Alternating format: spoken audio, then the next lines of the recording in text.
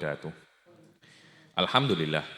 Wassalatu wassalam ala rasulillah wa ala alihi wa sahbihi wa man wala amma ba'd. Alhamdulillah. Alhamdulillah kita jumpa lagi di kelas terakhir daripada kitab Al-Muqaddimat As-Sanusiyah.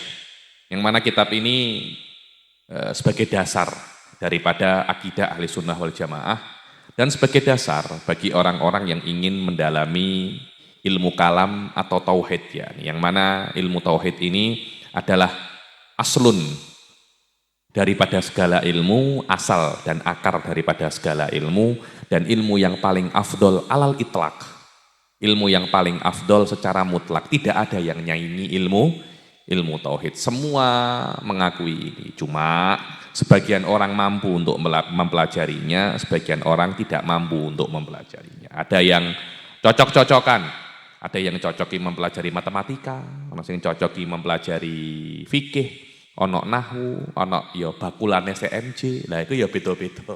Wongi tergantung apa jenenge kecocokannya masing-masing. Kita sudah sampai di dalam wal kalamul azali, tentang sifat kalam. Sifat kalam ini adalah sifat yang sangat sangat banyak sekali pertumpahan darah di sini.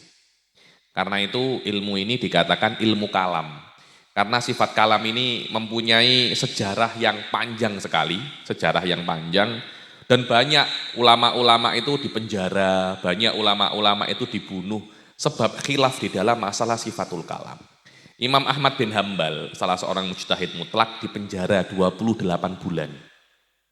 Dipecut, diasingkan selama 28 bulan. Imam Bukhari, beliau masih hidup itu fitnah sifat kalam ini mulai nampak. Sudah banyak orang dipenjara, banyak orang dites. Imam Bukhari tidak mau untuk melok-melok masalah ini. Dongo karo Allah, ya Allah patenono aku ghairu maftunin. Ya Rabb cabutlah nyawaku ghairu maftunin. Dan berdoa untuk mati ini enggak ada masalah ya. Kalau dia itu takut fitnah agama. Kalau fitnah dunia, jangan. Wah aku ndak duwe duit, ya Allah, patenono cabutlah nyawaku.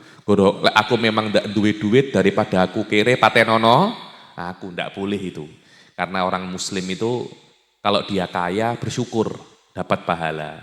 Kalau dia miskin bersabar, semuanya oleh pahala, tapi fitnah agama ndak ada masalah.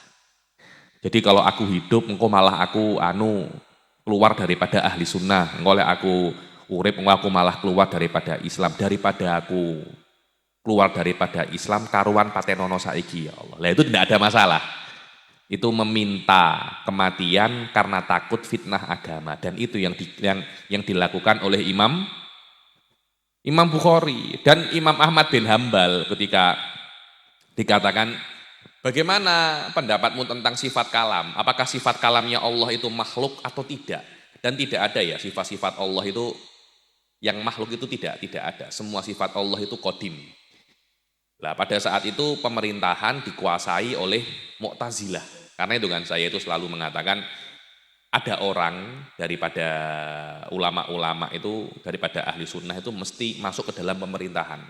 Tidak semua orang mampu untuk masuk ke pemerintahan. Saya pribadi, saya bukan orang yang bisa masuk ke sana.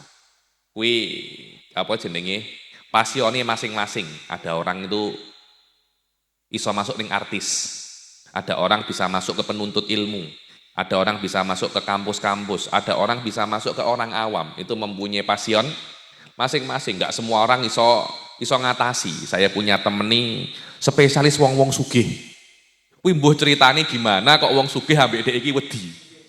Wong kere enggak mau sama dia. Tapi orang-orang kaya, Masya Allah, jamaahnya tuh kaya semuanya. Ada sekitar jamaahnya itu 30 orang, 40 orang, semua kaya. Satu orang itu punya perusahaan, iso tinggi tuku Mas Apip kabeh. Duitnya iso tinggi tuku Mas Apip. Ya ini kaya sekali. Ada orang spesialis wong-wong desa, ada. Ada spesialis wong-wong kutok, ya ada. Dan saya itu selalu mengatakan, memang ada beberapa ulama daripada ahli sunnah itu mesti masuk pemerintahan. Nanti pemerintahan itu dikuasai oleh orang-orang selain ahli sunnah. Nanti seperti apa? Jadinya seperti Mu'tazilah. Pada zaman dulu menguasai pemerintahan, akhirnya ahli sunnah ditindas. Ahli sunnah apa namanya? Ditindas, semua dites. Yang terindikasi ahli sunnah dilucuti daripada jabatannya dan masing-masing.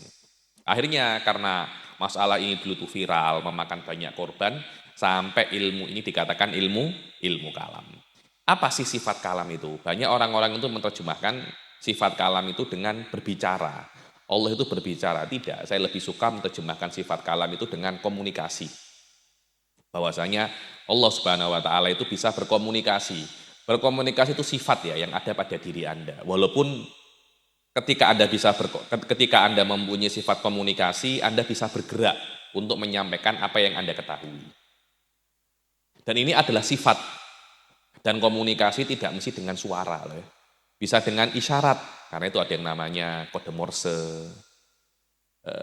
Orang-orang bisu itu mutakalim. Orang bisu bisa berkomunikasi. Cuma cara komunikasi ini tidak kayak kita.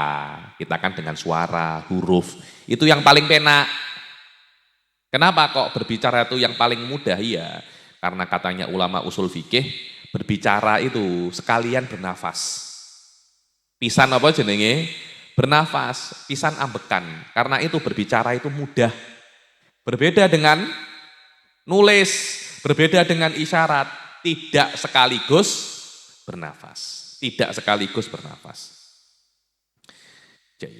Wal kalamul azali huwal maknal qaim bidzat. Ini masalah ini panjang ya. Cuma saya tidak ingin menjelaskan dengan lebih daripada ini agar kita bisa hatam hari ini dan tidak lebih daripada level daripada kitab ini. Tapi kalau Anda membaca kitab-kitab ilmu kalam level tinggi, Masya Allah masalah ini mungkin ada 40 halaman, 50 halaman. Khilaf, pertumpahan darah, disebutkan semua di dalam apa namanya masalah ini.